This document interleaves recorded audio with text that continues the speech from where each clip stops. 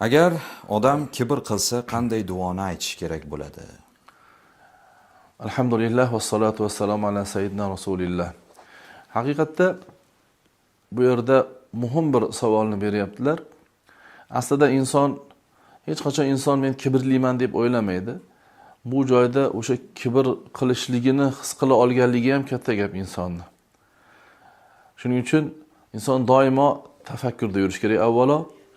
Ya'ni Alloh taborak va taoloni yaratgan oddiy bir bandasi ekanligini his qilib yurish kerak. Birinchi o'rinda. Ikkinchidan o'zi kibr nima degan savolga shu o'rinda to'xtalib o'tmoqchiman. Kibr nima deyilsa, kibr bu odam o'zining fikrida, qalbida o'ziga bir daraja qo'yadi. O'zini bir daraja, qaysidir ilmdami, boylikdami, husndami, kuch-quvvatdami, meni darajam shuncha deb qo'yib turib va qarshisidagi odamni ham qanaqadir shu darajasini fikrlaydi va o'sha darajadan meniki ustunroq deb turib ichida o'ylab, men shu jihatdan bundan balandroqman deb o'ylashligi kibr bo'ladi. Shu kibridan kelib chiqib harakat qilishligi, masalan, so'rashda yoki fe'l atvorida, mana bu holatlarda mana shu ichidagi kibrdan kelib chiqib qilgan harakatlari, amallar bu takabbur deb ataladi. Takabbur deb ataladi.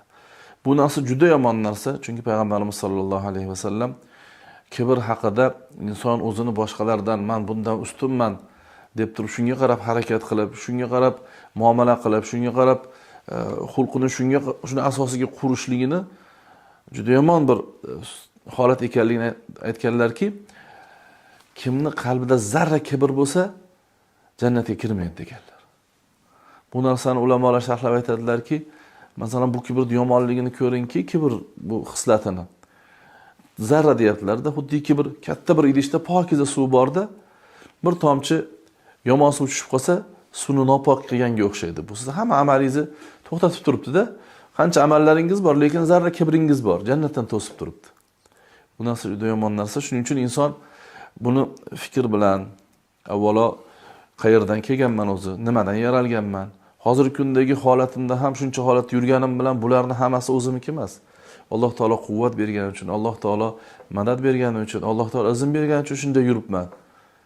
Va kelajakda nima bo'laman, buni bilmayman degan fikrlar bilan bu narsadan tiyilish mumkin. Undan tashqari amaliy jihatlari bor buni.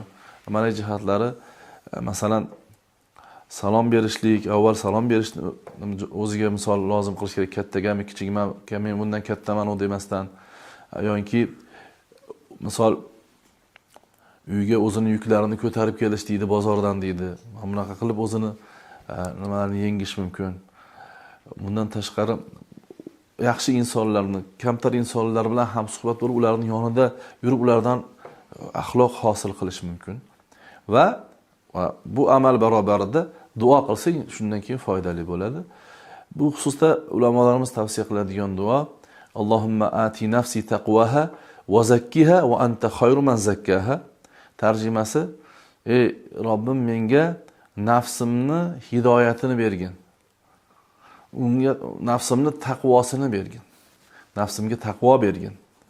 Taqvo zohirda ko'rinishda ko'ringanidek botiniy taqvolari ham bor. U nafsni poklashlik bilan yuzaga keladi. Shuning uchun vazakkiha, va nafsimni poklagin, anta khayru man zakkaha, sen o'sha nafsni poklovchilarning eng yaxshisisan deb mana shu duoni qilishlikni ulamolarimiz tavsiya qiladilar. Vallohu a'lam.